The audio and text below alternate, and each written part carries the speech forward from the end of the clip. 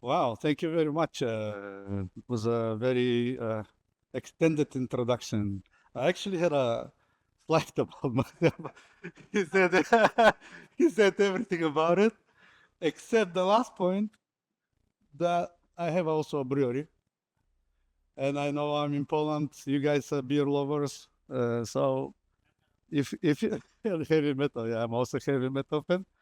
So if you don't have questions after this session about AI, you can talk to me and talk about beer. All right. We will talk about AI, how we can use AI to enhance testing. This is not a technical presentation. It's more like my vision on the things right now and in the future. And before we go any further, I don't see you very well because of the projectors, but if I ask you how many of you are using AI, everybody will be probably raising a hand. Am I correct? Yeah, let's try.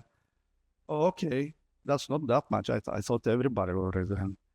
Okay, so as he said, I'm a part of ISTQB and I believe in ISTQB organization. Maybe for some of you, this is like too theoretical and, from different times, let's say. Now the times are more modern and stuff. But I still believe the parts of the testing that are described by ISTQB are still in place and they still have to be introduced somehow and executed somehow. So that's why I will try to touch points in every part of the process, of the testing process, and how AI can help us. Of course, people that are raising hands, they're using AI different way, and maybe some of you are using ChatGPT or some other chat tools. Some others use MCP, and we'll talk about that. And maybe some of you are using already agents, which is the new trend and stuff like that.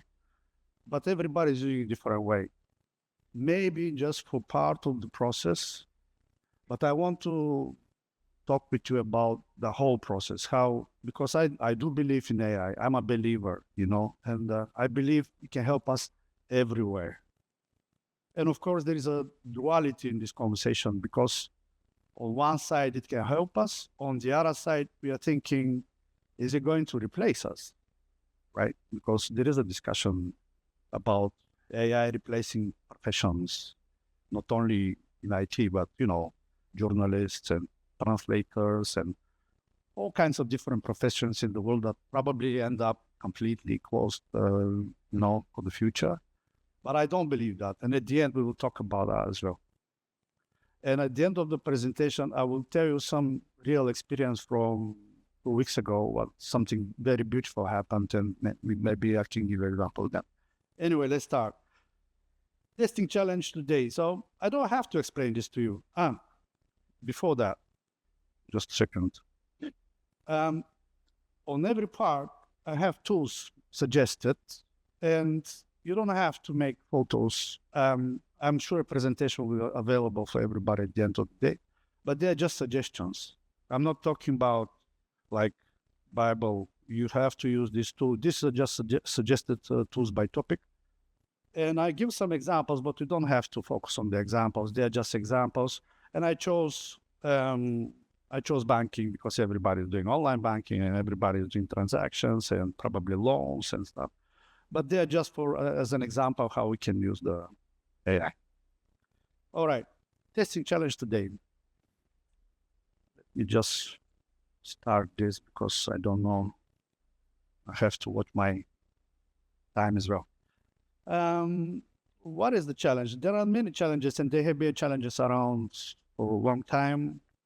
The release speed accelerates all the time, and with the continuous deployment, continuous integration cycles are shortening even more often.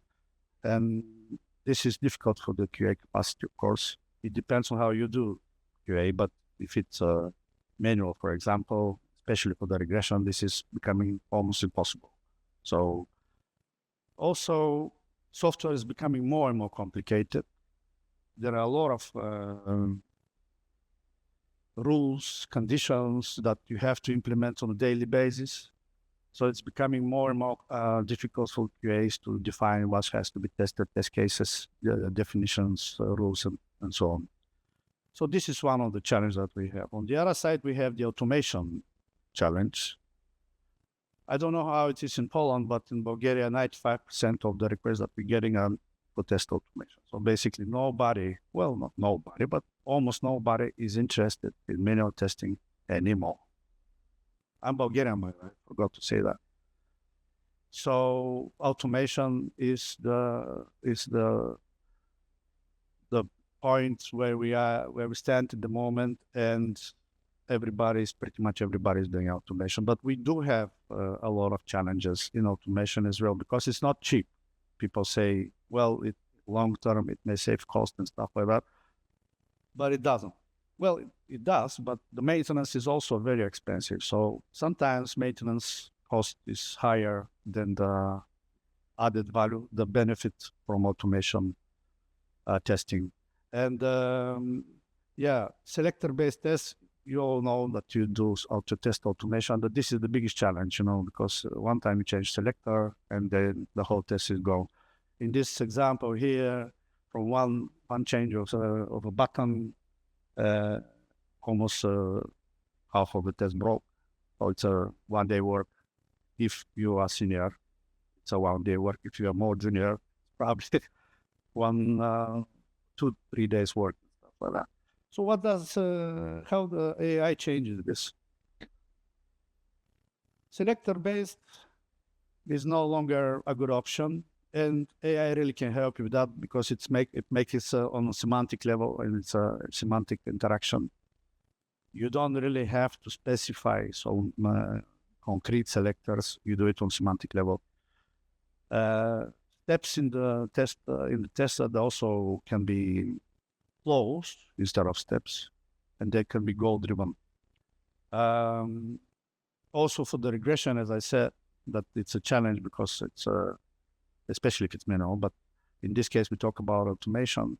You don't have to execute the whole regression set. You can just analyze your code and see what the areas touched, and just execute that part. And AI can actually automate that for you perfect. Let's start for the different parts of the testing process. If you ask me, what should I use, which areas I should focus to use AI the most, I would probably say the most labor intense. So the most, the areas that take time and effort. And test planning is not exactly one of these areas, because for most of the projects, you just write one-time test plan and that's it. I mean, you don't have to automate it. But what I'm trying to say here is that actually AI can do it for you. AI can do it for you. It can convert the workflows policies. It assesses the risks. And it can say the schedule can be more drastically reduced, and the planning time can be reduced as well. I understand that the planning time is not much. Let's say for a project, you can use 2-3 days or a week to write a test plan. But it depends on the project. In some projects, the cycles are so quick that you don't really have time to write test planning. And if I ask you, probably you will say that you don't really write test plans anymore, which is probably, I'm not saying it's good, but it's the case in industry right now. And you see, I've put some plain English test instruction, and this is just an example of how you can communicate. And what can you say? You can say, just give me the risk-intensive areas and write a test plan for them, and the tool will do it for you. Again, these tools that I'm mentioning, they're just examples. You can use GPT-5, which is an excellent tool. I love it, for all kinds of process steps and all kinds of automations. But yeah, test real case, X-ray. I mean, for X-ray, you probably, most of you know what X-ray is. Then we can go to test analysis. This is an area, test analysis, test design is the area which is more labor intensive, which is more time consuming and effort consuming and money consuming. So here you can really profit from AI help.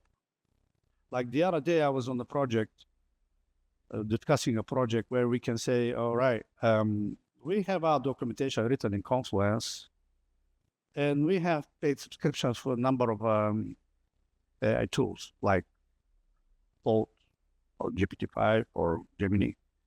How can we, in a smart way, profit from that? You have all that you need. You just connect Confluence with your LLM,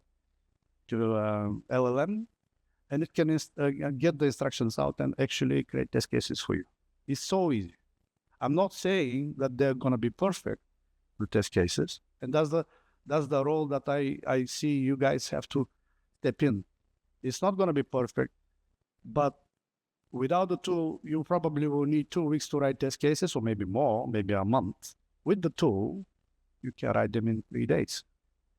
So that's the whole point. In my eyes, right now, AI can help us to reduce our effort 30, 40%. And your boss will be happy about that. I mean, you can have other things to do later on. So at the end, it's us who say these test cases are good or not.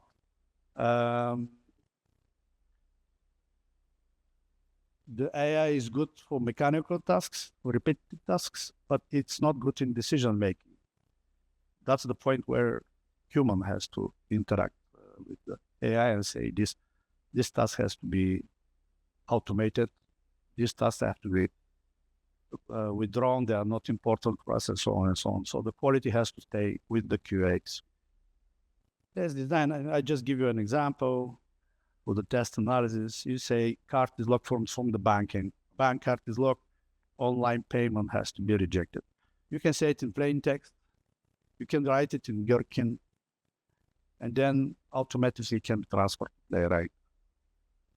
So basically, the whole process from plain text to automation is very, very simple. And I don't know if you guys have tried this kind of integrations, but they work pretty good.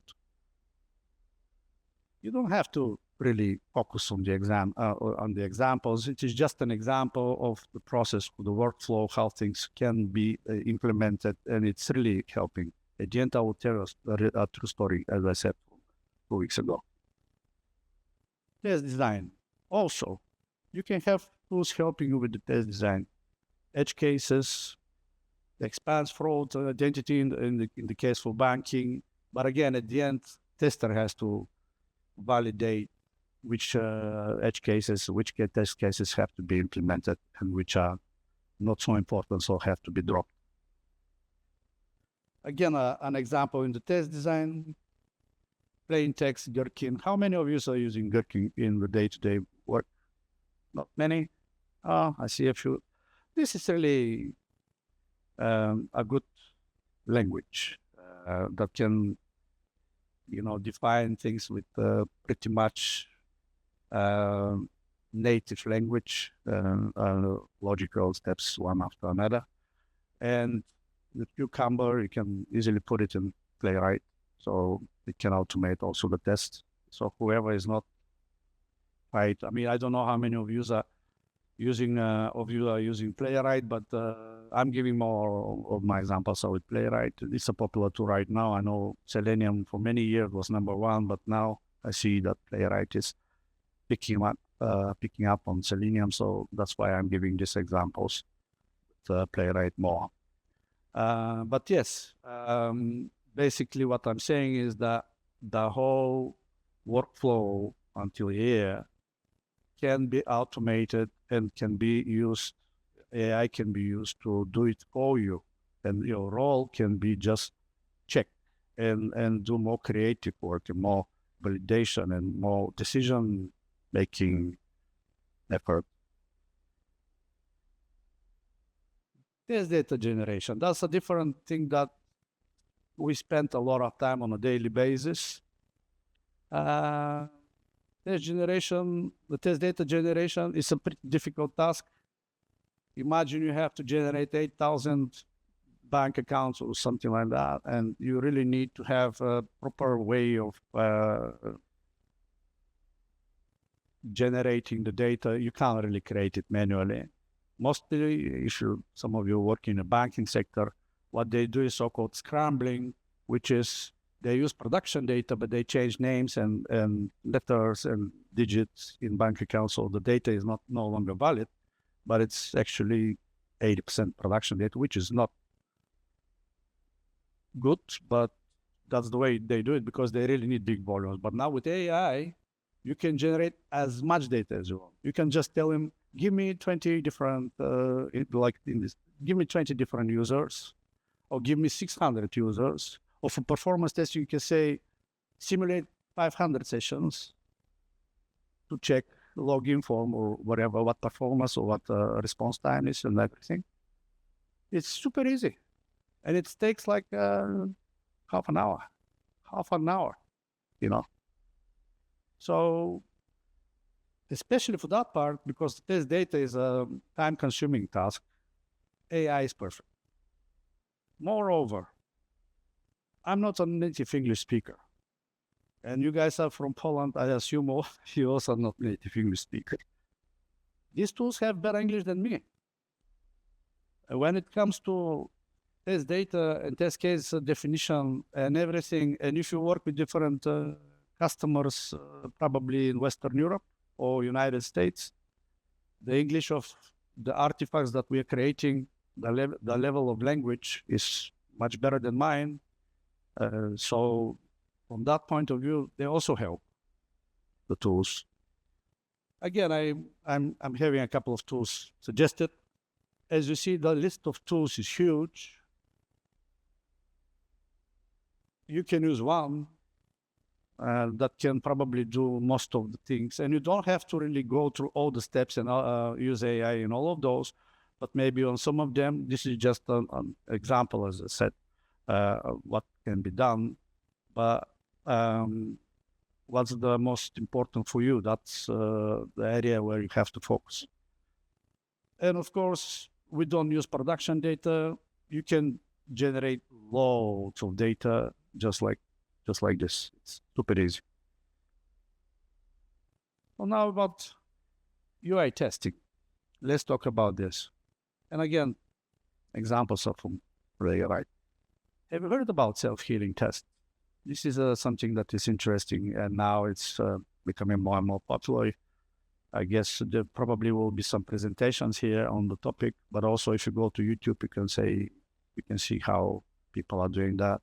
Basically, the whole point is that defect elements, by meaning not structure, and the changes in the locators and the names actually do not affect the execution and the result of the tests. So this is a good concept.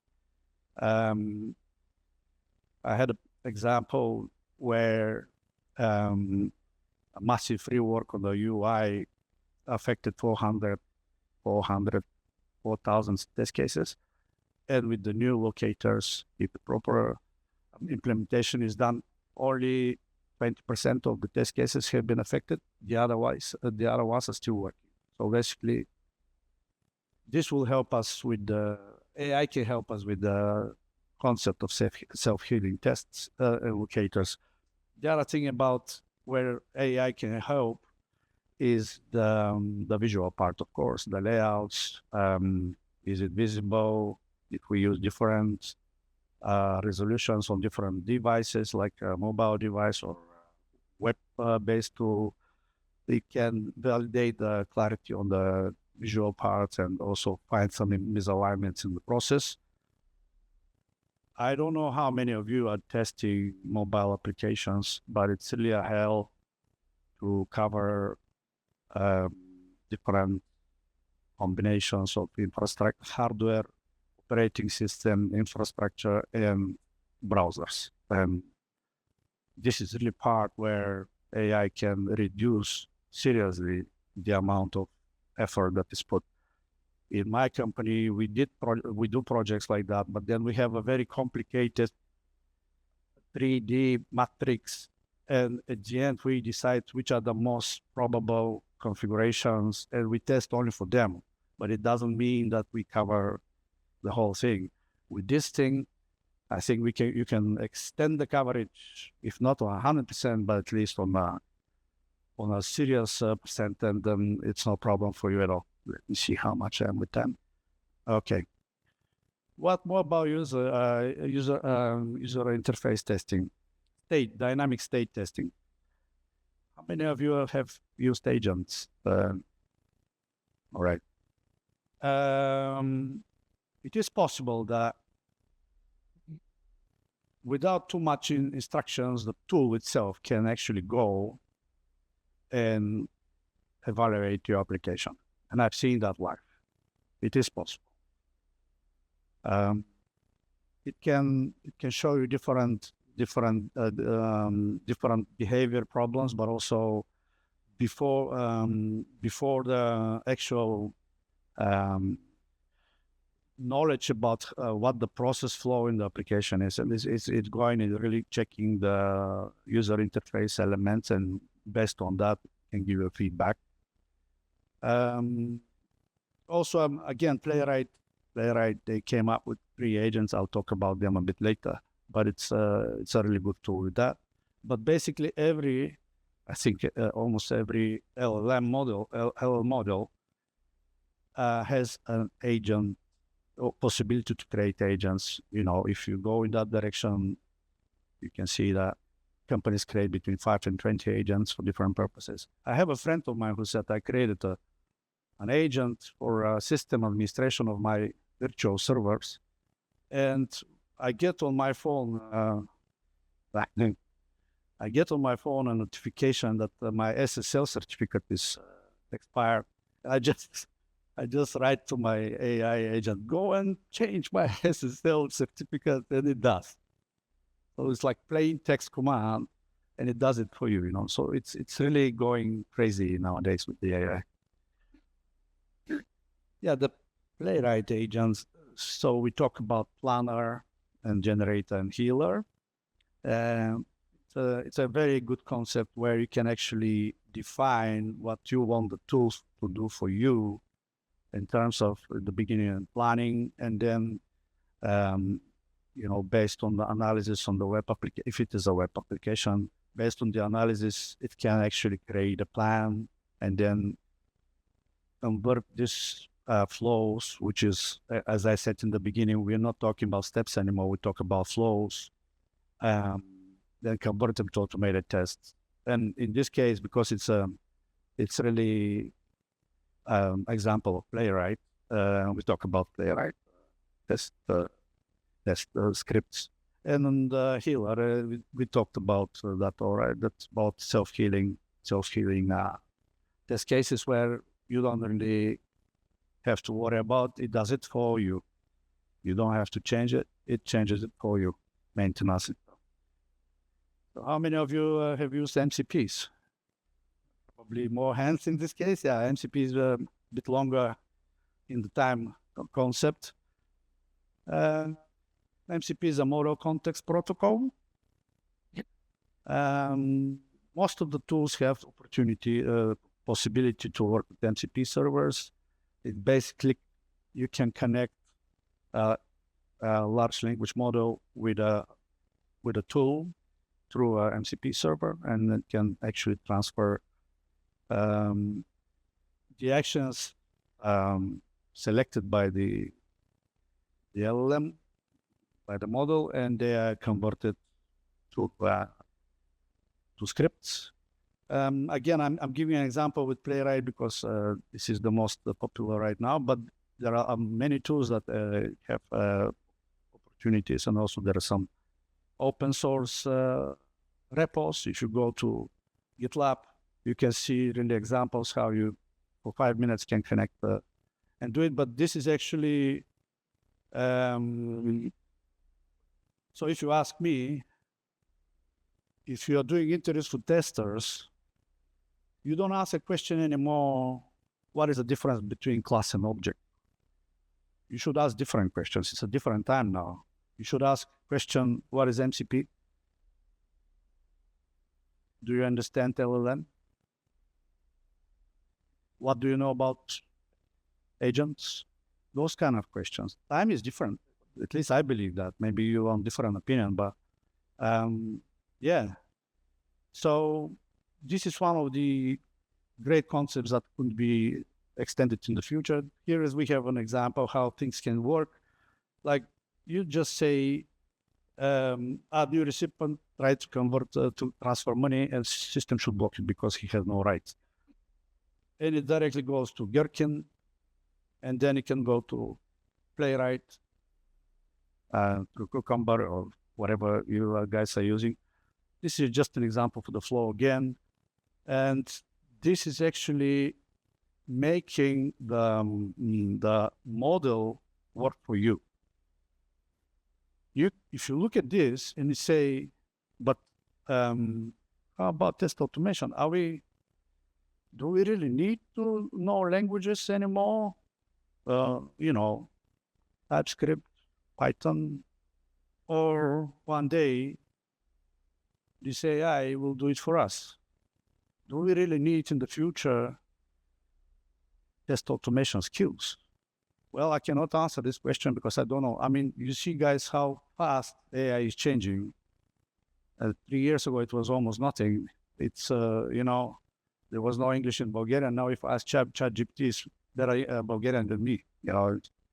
So I don't know the tempos, in the future, how this is gonna happen. But indeed, there might be a point where knowledge about test automation will no longer be needed in our industry, but you still have to have some understanding of concept and stuff to be able to validate the outcomes of the AI tools and say this is rubbish or this is excellent. So again, the decision point is going to stay with us. So even we have something called executionless UI. So basically it validates the visual parts before rendering. So this is, it can catch things that we cannot see.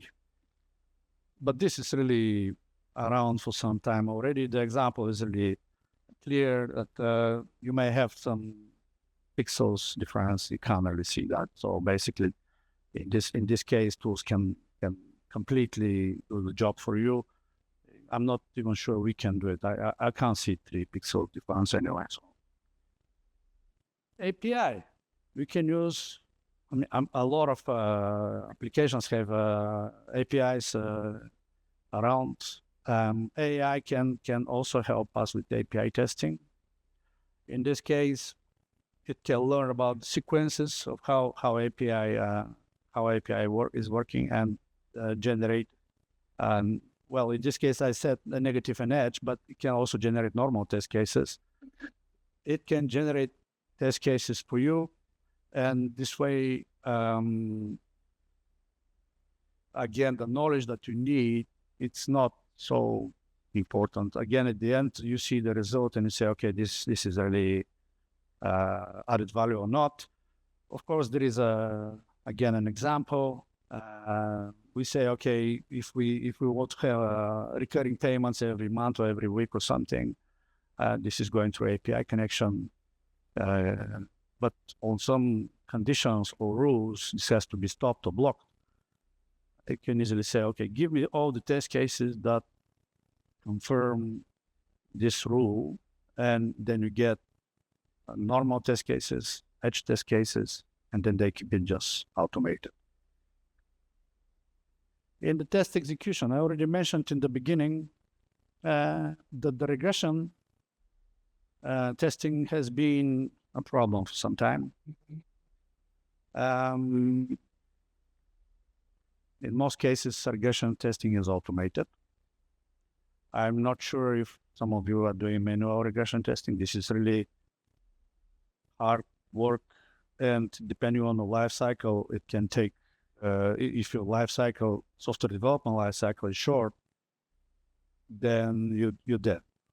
So most of the companies are trying to automate the regression testing. In this case, as I said in the beginning, it can actually help you to identify the area where the code changes are critical or focused, and then only this area will be tested regression test, because the rest of the tests should not be executed. The example is about notification. Like you have changes in the notification delivery service, and then you say you rerun only the test cases that have something to do with notifications. The rest of the application, we don't have to run anything. Exploratory test.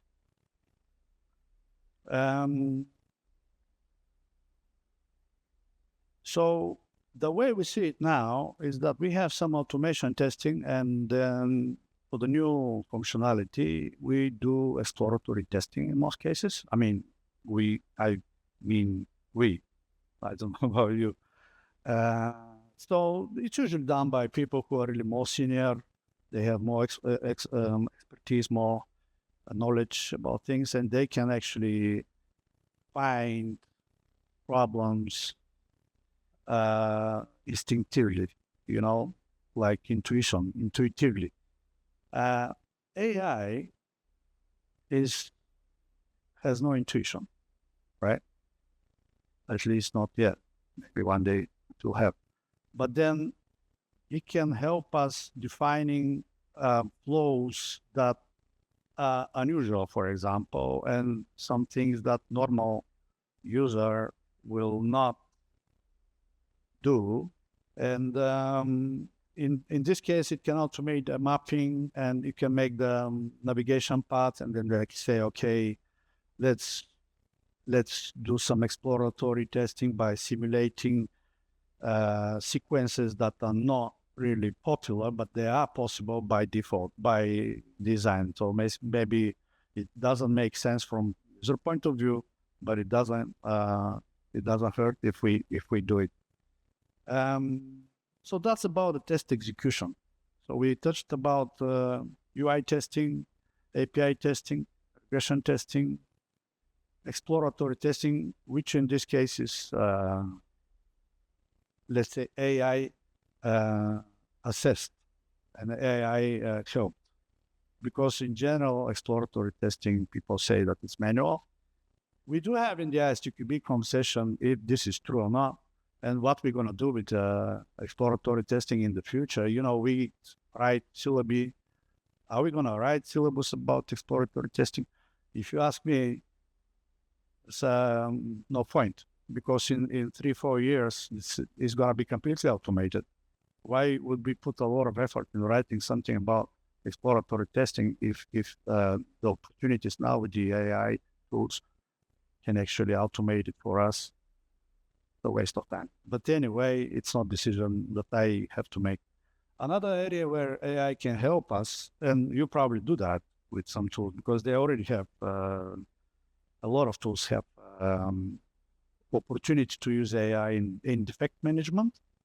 So it's basically analyzing your logs, analyzing your defects, clustering in the area where the most and the high risk problems are, and make this understandable for people. So as you see in the example, session token failure. So which are the areas that are affected? Logging, transaction confirmation, card freeze on freeze. So immediately it can make an analysis and give you a cluster, and it can tell you, focus your effort in this area. This is the most problematic area in your application right now. This is really very useful for senior people. They can quickly get information, because all the decision-making process is related to information that you have. Let me see how my God, I'm too slow. And the reporting. They can generate exceptional reports for you, and they can make a summary for your management, and you just say, create something for my managers that they understand what happened, why it happened, and make it on one page, because they don't read more than one page. Usually managers don't read a lot of pages, busy to do stuff, and make a suggestion about are we ready to go production or not, like informative suggestion to offer it to the management, and then the manager can read it in a plain English or plain Polish language and say, okay, I understand what's the problem, I understand what is the risk, and I'm making a decision. We're not going live. That's it. Future trends. Yeah, we already talked about the plain language. This is already in place. It's not future. It's already now. The test cases will be written in plain language.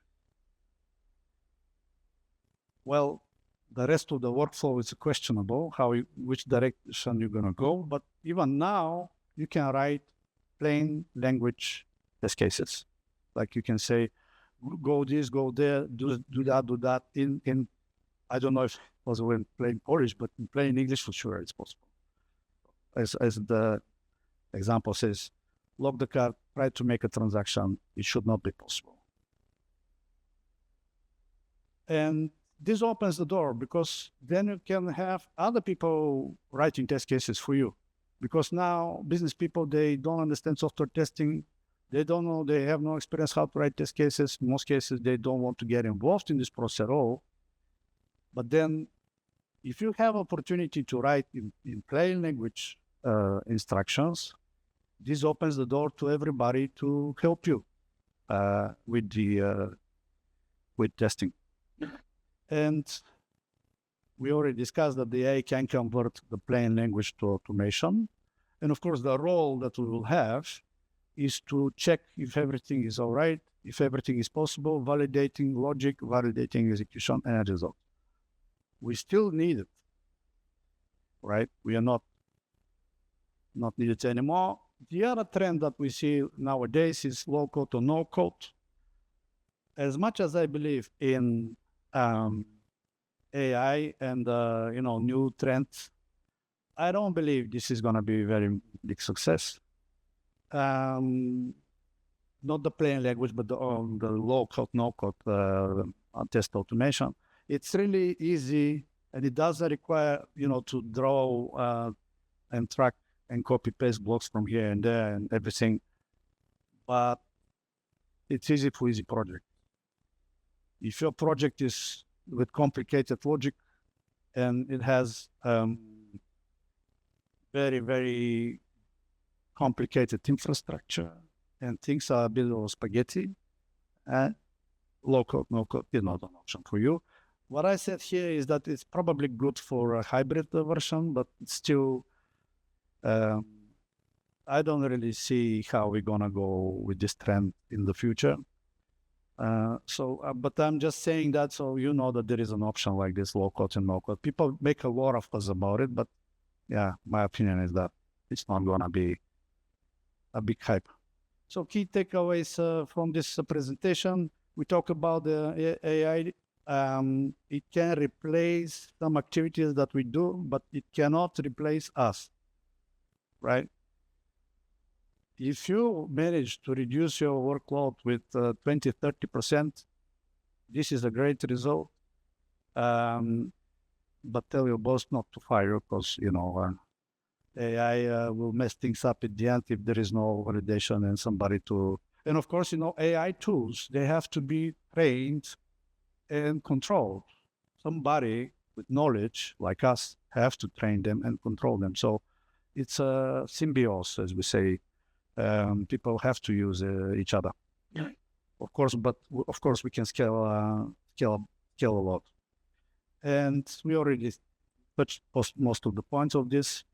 Our skill set will evolve.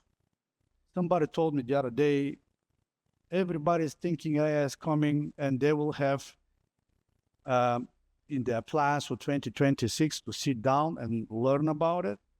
If you're not planning to do this in the next 3 months, you're late. You are already late. I don't know if that's true, but yeah, probably the guy has a point. And I promised you at the end to tell you about an example from the last 2 weeks. Anybody of you take part in Polish Testing Cup ever? No? Okay. Oh, I see some hands. Okay. The first time ever, well, I asked me because I'm really part of this organization, we created so-called the World Cup of testing. It was on 20th of October, 2 weeks ago in Copenhagen. Teams from the whole world was competing, of people of 2. And I saw, guys, things that I couldn't believe my eyes, done with AI. So the whole competition was like, starts at 9 o'clock in the morning. They give them a brand new application. Nobody's have seen this application before, and you have 5 hours to test it. And I was a judge on this testing cup.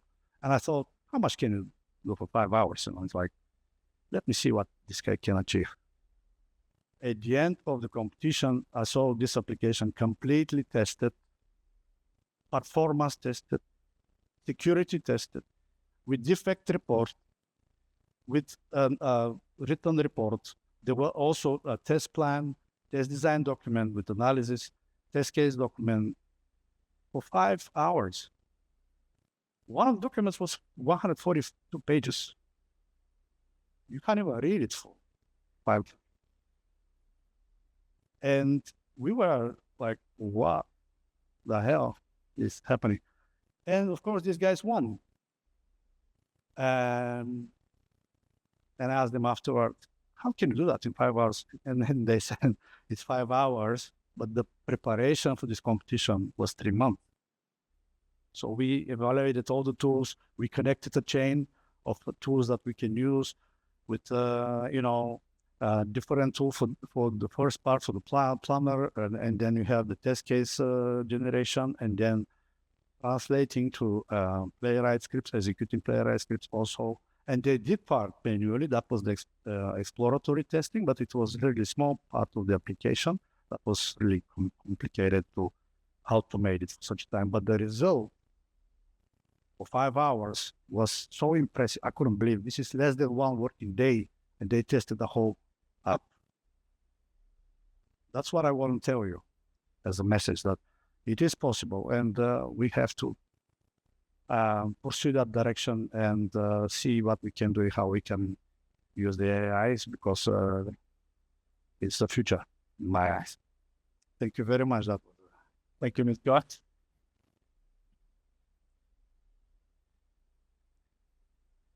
Let's maybe squeeze in one question, if there is any, from the people. If not, then thank you. Thank you very much. Thank you very much.